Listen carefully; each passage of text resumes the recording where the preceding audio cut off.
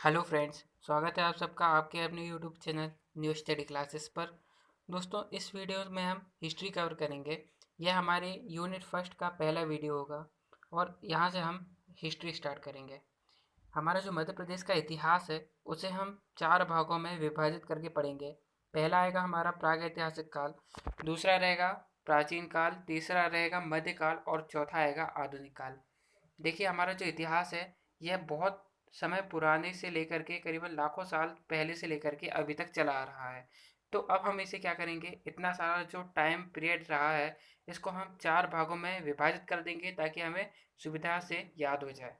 तो यह जो हमारा प्राग ऐतिहासिक काल है इसे हम, यह जो समय है यह लगभग 40 लाख ईसा पूर्व से लेकर के लगभग 4000 ईसा पूर्व तक का समय रहा है। जो प्राचीन काल है यह लगभग 1500 ईसा पूर्व से लेकर के 1000 ईस्वी तक का रहा है। और जो मध्यकाल है यह 1000 ईस्वी से लेकर के लगभग 1600 ईस्वी तक का रहा है। और जो आधुनिक काल है वह 1600 ईस्वी से लेकर के आज़ादी तक का हम पढ़ेंगे इसमें।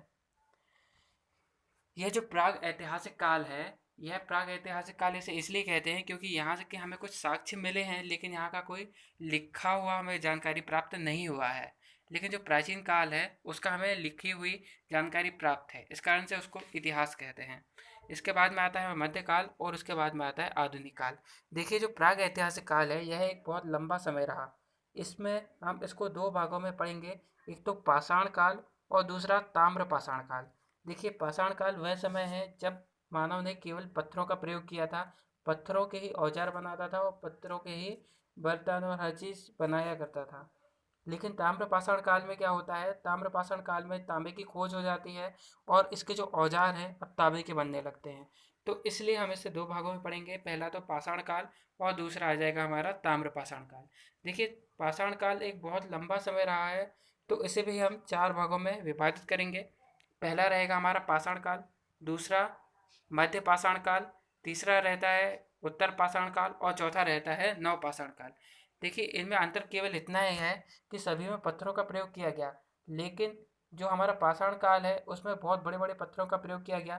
मध्य पाषाण काल में पत्थरों का आकार छोटा हुआ, उत्तर पाषाण काल में पत्थरों का आकार और छोटा हुआ और नव पाषाण काल में पत्थरों का आकार बहुत छोटा हो गया था। इस काल को माइक्रोलिथ भी कहा जाता है। जब हमारा यह प्राग ऐतिहासिक काल खत्म हो जाएगा इसके बाद में हम प्राचीन काल पे आएंगे। प्राचीन काल का जो समय है लगभग 1500 ईसा पूर्व से लेकर के 1000 ईस्वी तक का समय चलता है। लगभग 2500 वर्ष का ये समय चलता है। इसे भी हम तीन भागों में विभाजित करेंगे। पहला रहेगा हमारा वैदिक काल, दूसरा रहेगा महाजनपद काल और तीसरा रहेगा प्रमुख राजवंश। देखिए, वैदिक काल में क्या होता है, जब आर्य लोग आते हैं तो वहाँ से लेकर के 600 ईसा पूर्व तक का जो समय है वह वैदिक काल कहलाता है।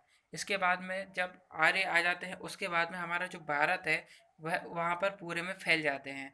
तो इसे 16 महाजनपदों में विभाजित कर दिया जाता है। मतलब कह सकते हैं कि 16 राज्यों में विभाजित कर दिया जाता है।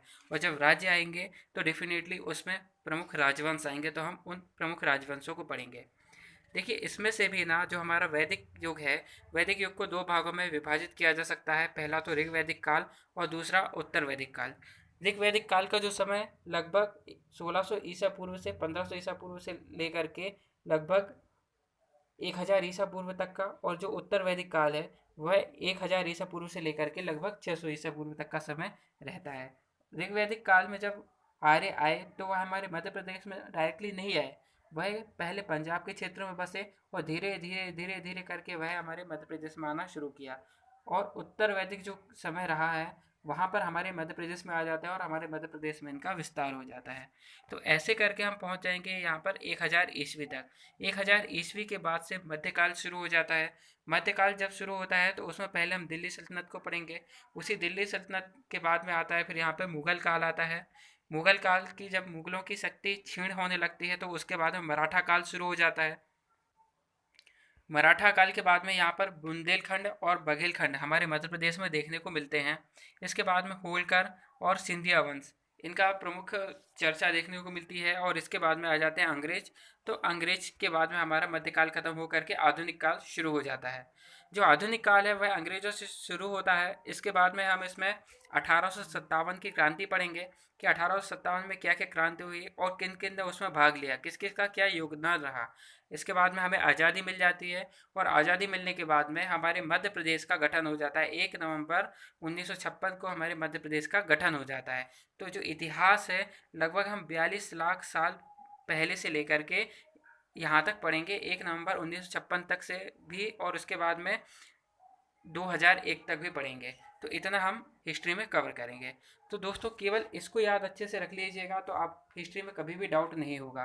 देखिए हिस्ट्री में कई बार हमें डाउट होता है, याद नहीं होने लगता है। इसका कारण ये नहीं है कि हमें याद नहीं हो सकता है, इसका कारण ये है कि बहुत सारी उसमें राजवंश रहे हैं, बहुत सारा ऐसा टाइम पीरियड रहा है जिसके चलते हुए हम इतना डेटा याद नहीं कर पाते। तो यदि हम केवल यह डेटा याद कर लें जो आपको अभी स्क्रीन पर दिख रहा है तो आप इसे इजीली याद कर सकते हैं। पहले आएगा हमारा प्राग ऐतिहासिक काल, दूसरा आएगा प्राचीन काल, तीसरा आएगा मध्यकाल और चौथा आएगा आधुनिक काल। तो हम पहले वीडियो में प्राग ऐतिहासिक काल और प्राचीन काल को कवर करेंगे, दूसरे वीडियो में केवल हम मध्य काल को पढ़ेंगे और तीसरे वीडियो में हम आधुनिक काल को पढ़ेंगे। तो आइए हम स्टार्ट करते हैं और पहले हम बात करेंगे हमारे प्राग ऐतिहासिक काल की। तो जो प्राग ऐतिहासिक काल है इसे प्राग ऐतिहासिक काल इसलिए कहा जाता है क्योंकि यहाँ से हमें कोई लिखित जानकारी प्राप्त नहीं हुई है, केवल यहाँ के हमें प्रमाण मिले हैं। मध्य प्रदेश के कुछ भागों में जब उत्खनन का कार्य शुरू किया गया तो यहाँ से हमें प्राग ऐतिहासिक काल के कुछ चिन्ह मिले हैं और इससे यह पता चलता है कि जो आदि मानव थे वह बीच बीच में स्थित ना होकर के नदियों के किनारे स्थित हुआ करते थे। नदियों के किनारे गुफा बना करके वहाँ रहा करते थे। हमारा जो मध्य प्रदेश है यहाँ पर भी बहुत सारे ऐसे स्थान मिले हैं जहाँ से प्राग ऐतिहासिक काल के हमें कुछ न कुछ अवशेष प्राप्त हुए हैं। जैसे कि हमारे मध्य प्रदेश के भोपाल, रायसेन, धनेरा, नेमावड़, मोजावाड़ी, महेश्वर, देवगांव, बरखेड़ा, सिंघनपुर, आजमगढ़, पचमढ़ी, होशंगाबाद, मंदसौर और सागर के ऐसे अनेक स्थानों से हमें इनके यहाँ पर रहने के प्रमाण प्राप्त हुए हैं। होशंगाबाद के निकट जो गुफाएं हैं वहाँ से, भोपाल के निकट जो भीमबेटका की गुफाएं हैं वहाँ की कंदराओं से, और जो सागर के निकट जो पहाड़ियाँ हैं वहाँ से हमें कुछ शैल चित्र प्राप्त हुए हैं जो कि प्राग ऐतिहासिक काल से रिलेटेड थे। प्राग ऐतिहासिक काल को हम दो भागों में विभाजित करेंगे। पहला आएगा हमारा पाषाण काल और दूसरा आएगा ताम्रपाषाण काल। पाषाण काल का जो समय है लगभग 42 लाख साल से लेकर के 4000 ईसा पूर्व तक, 42 लाख ईसा पूर्व से लेकर के लगभग 4000 ईसा पूर्व तक का समय आता है। और जो ताम्रपाषाण काल है वह लगभग 2800 ईसा पूर्व से लेकर के 700 ईसा पूर्व तक का समय आता है। जो हमारा पाषाण काल है इसको हमने चार भागों में विभाजित किया: पाषाण काल, मध्य पाषाण काल, उत्तर पाषाण काल और उसके बाद में नव पाषाण काल। इसके बाद में जो हमारा ताम्रपाषाण काल आता है, तो पहले हम पाषाण काल के बारे में पढ़ लेते हैं। पाषाण काल के हमें कहाँ कहाँ से साक्ष्य मिले हैं। तो मध्य प्रदेश में पाषाण काल के साक्ष्य जो है वह नर्मदा घाटी से, चंबल घाटी से, बेतवा नदी की घाटी से और सोन घाटी से, यहाँ से हमें पाषाण काल के कुछ स्थल प्राप्त हुए हैं। इसके बाद में भीमबेटका की गुफाएं, ये सब हमें पाषाण कालीन प्राप्त हुई हैं।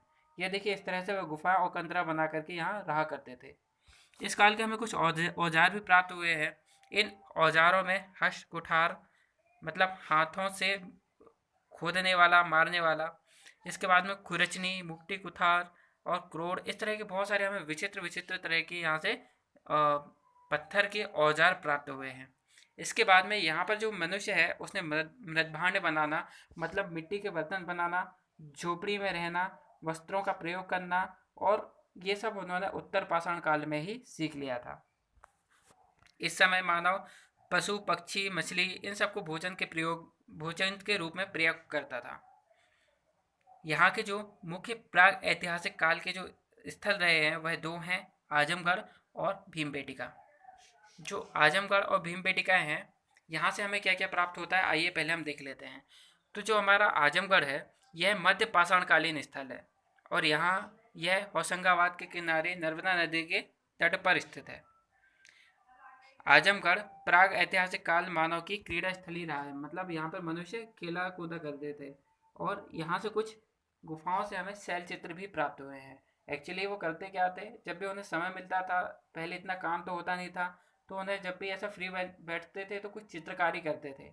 वह चित्रकारी हमें प्राप्त हुई है जो कि हमारे पाषाण काल से रिलेटेड है, तो वह आजमगढ़ से मिली है। इसके बाद में दूसरा स्थान आता है भीमबेटिका। भीमबेटिका से भी हमें बहुत सारे ऐसे स्थल, बहुत सारे ऐसी चीज चिन्ह प्राप्त हुए हैं जिससे हम यह कह सकते हैं कि यह प्राग ऐतिहासिक काल के पाषाण काल के कुछ साक्ष्य हैं। यहाँ से हमें गुफाएं प्राप्त हुई हैं और गुफाओं में इन्होंने भी यहाँ पर भी क्या किया है, चित्रकारी की है। और यहाँ पर ऊंचे ऊंचे पत्थर के टीले और गुफाएं ये सब निर्मित हैं। देखिए अब इसके बाद में हम ताम्र पाषाण काल को पढ़ेंगे। ताम्र पाषाण काल वह काल है जब मनुष्य ने पत्थर के प्रयोग के साथ में तांबे का प्रयोग करना भी सीख लिया था। हमारे मध्य प्रदेश के जबलपुर बालाघाट के बहुत सारे ऐसे स्थान हैं जहाँ से हमें ताम्र पाषाणकालीन औजार मिले हैं। यह जो ताम्र पाषाण काल है यह मोहनजोदड़ो और हड़प्पा इसके समय के थे। कुछ इंपॉर्टेंट यदि हम पॉइंट देख लेते हैं ताम्र पाषाण काल से रिलेटेड, तो ताम्र पाषाण कालीन जो स्थल है नागदा कायथा, इसकी खोज डॉक्टर बी श्री वांकड़कर ने की थी। और इस समय पे मनुष्य ने पशुओं को पालना, मतलब पशुओं में गाय कुत्ता बकरी ये सब पालना शुरू कर दिया था। घुमक्कड़ जनजाति का जीवन समाप्त हो गया था और कृषि करने लगा था। जब कृषि करने लगा था तो वह एक स्थान पर रहना सीख गया। कृषि और पशुपालन यहीं से आरंभ हो गया था। इस सभ्यता के प्रमाण हमें कुछ 6 स्थानों से प्राप्त हुए हैं: कायथा, एरन, आवरा, नावदातोले, डांगवाला और बेसनगर। यहाँ से हमें प्राप्त हुए हैं। आइए पहले हम देख लेते हैं कि किस स्थान से हमें क्या प्राप्त हुआ है। पहले देखते हैं कायथा। तो यह जो है यह एक ताम्र पाषाणकालीन बस्ती है, आज भी स्थित है। यह ताम्र पाषाणकालीन बस्ती है जिसका अस्तित्व लगभग 1300 ईसा पूर्व तक रहा है और यह वराह मिहिर की जन्म स्थली भी रही है। इसके बाद हम देखते हैं एरन।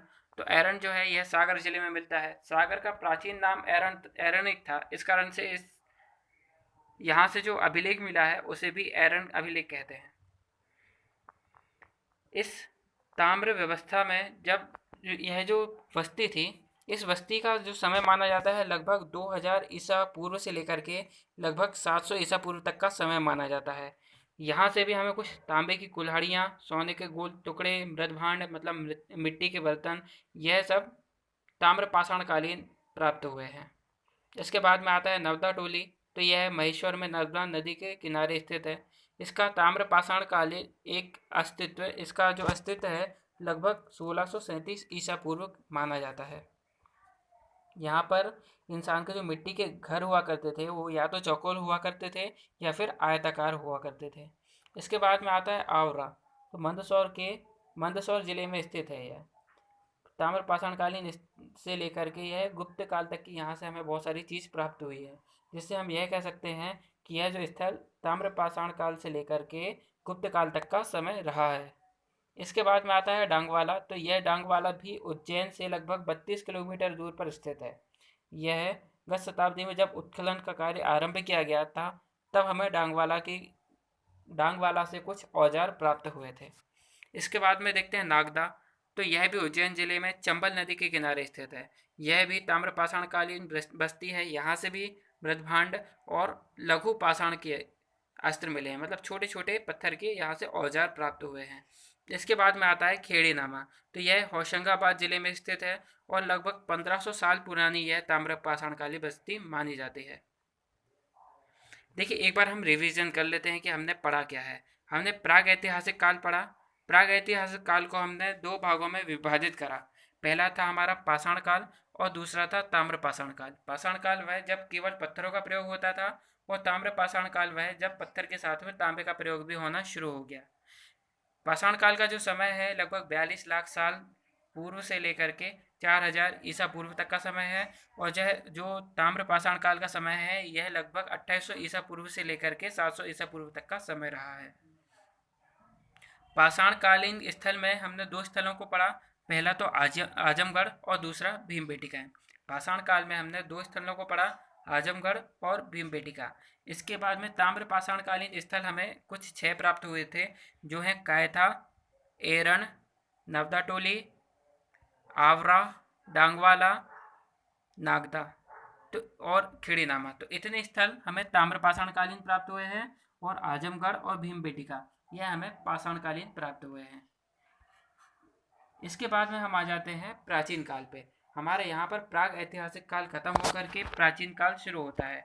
प्राचीन काल का जो समय है यह लगभग 1500 ईसा पूर्व से लेकर के 1000 ईस्वी तक चलता है। यह भी एक बहुत लंबा समय, मतलब 2500 साल तक का समय यह बहुत लंबा हो जाता है। इस कारण से इसे भी हम 3 भागों में विभाजित करके पढ़ेंगे। आज का जो पहला भाग होगा जिसमें हम वैदिक युग के बारे में पढ़ेंगे। वैदिक युग जो रहा यह 1500 ईसा पूर्व से लेकर के 600 ईसा पूर्व तक का समय रहा।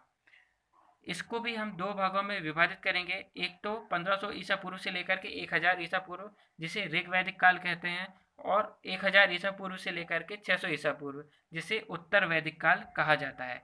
देखिए, जब ऋग वैदिक काल की शुरुआत कहाँ से मानी जाती है, तो जब आर्यों का हमारे भारत में आगमन हुआ वहीं से ऋग वैदिक काल की शुरुआत मानी जाती है। इस समय आर्य आए और पंजाब के किनारे इन्होंने बसना शुरू कर दिया। यह अभी हमारे मध्य प्रदेश में नहीं आए थे। इसमें यादव का भी एक कबीला था। फिर इसके बाद में धीरे धीरे यह हमारे मध्य प्रदेश की ओर आने लगते हैं और लगभग 1000 ईस्वी तक, ईसा पूर्व तक यह हमारे मध्य प्रदेश में प्रवेश कर जाते हैं। यहाँ पे समय रहते हुए कुछ ऋषि मुनि आए, जैसे कि अत्रि ऋषि, पराशर ऋषि, भारद्वाज ऋषि, भार्गव ऋषि। ये प्रमुख ऋषि मुनि यहाँ पर इस काल में आए थे। ऐत्रेय ब्राह्मण के अनुसार जिस निषाद जाति का उल्लेख किया जाता है वह जाति हमारे मध्य प्रदेश के जंगल से ही रिलेटेड है। यहीं पर हमारे मध्य प्रदेश के जंगलों में ही निवास करती थी। तो ऋग वैदिक काल से रिलेटेड इतना कुछ इम्पोर्टेंट ज़्यादा फैक्ट नहीं है जो हमें याद रखना है, केवल इतने ही फैक्ट काफ़ी हैं। हमें ज़रूरी है केवल उत्तर वैदिक काल पढ़ना।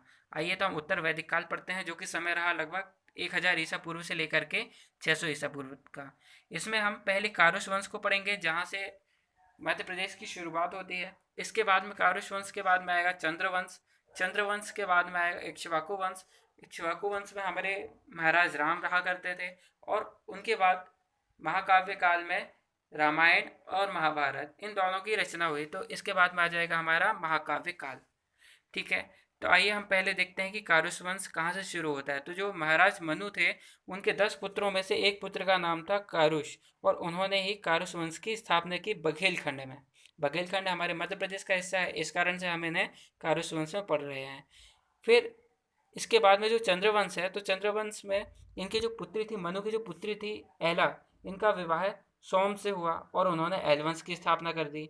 जब इन्होंने एलवंश की स्थापना की तो वहाँ उनको एक पुत्र और दो पुत्र हुए, एक आयु और दूसरा अमावसु। और इनका जो शासन था वह बघेलखंड से लेकर के अब बुंदेलखंड में आ गया था।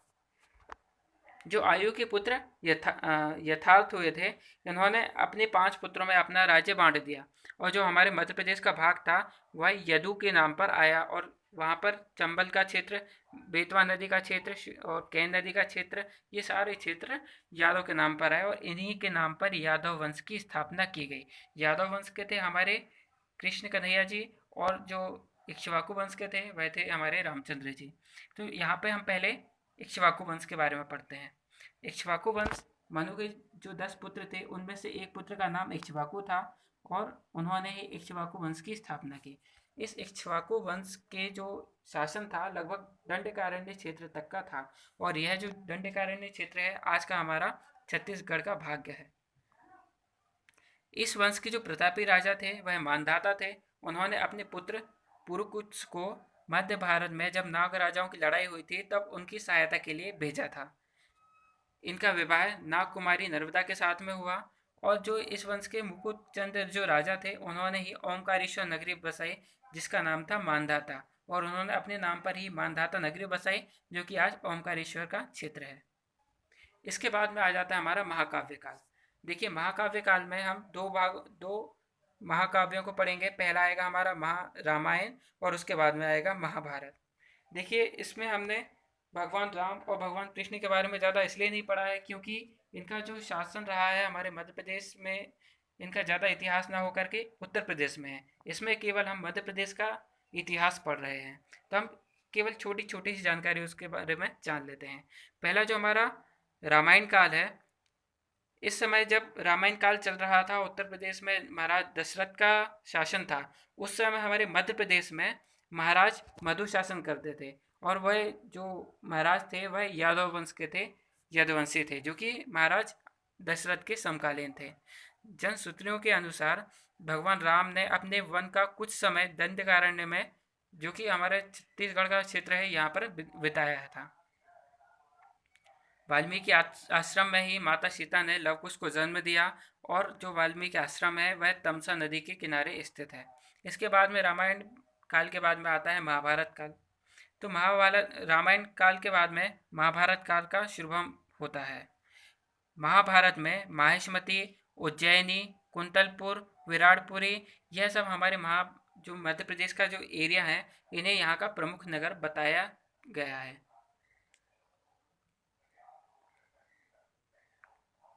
यमुना से लेकर के जो गोदावरी तक का क्षेत्र है, यह राजनीतिक दृष्टि से यदि देखा जाए तो यह अयोध्या का क्षेत्र कहलाता था।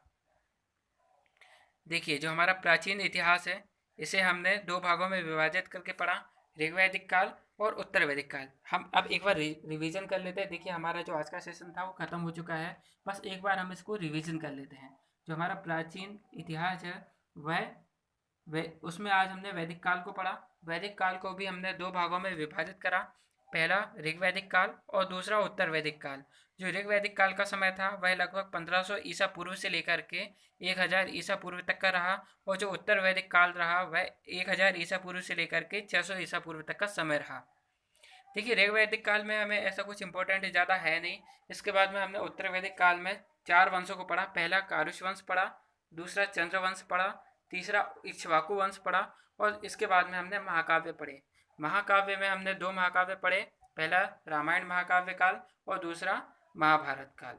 तो देखिए, ऐसा करके हमारा प्राग ऐतिहासिक काल भी पूरा कंप्लीट हो चुका है और प्राचीन काल भी पूरा कंप्लीट हो चुका है। मतलब हम लगभग 42 लाख ईसा पूर्व से लेकर के लगभग 1000 ईस्वी तक आ गए हैं। तो इतना जो हमारा समय था, वह आज हमने जो इम्पोर्टेंट फैक्ट थे वह सारे पढ़ लिए हैं। अब जो हमारा नेक्स्ट वीडियो आएगा उसमें हम महाजनपदों के बारे में पढ़ेंगे। एक्चुअली होता क्या है, जब 600 ईसा पूर्व के बाद में हमारा जो भारत आता है, भारत का जो क्षेत्र आता है, उसको लगभग 16 महाजनपदों में विभाजित कर दिया जाता है। मतलब हम कह सकते हैं कि 16 राज्यों में बांट दिया जाता है। लेकिन उन दो में से हमारे जो मध्य प्रदेश में केवल 2 ही राज्य थे, एक तो अवंती और दूसरा चेदी। यह देखिए, अवंती और चेदी का यह जो राज्य है, यह हमारे मध्य प्रदेश का क्षेत्र है। तो हम इसमें अवंती और चेदी इन दोनों को पढ़ेंगे।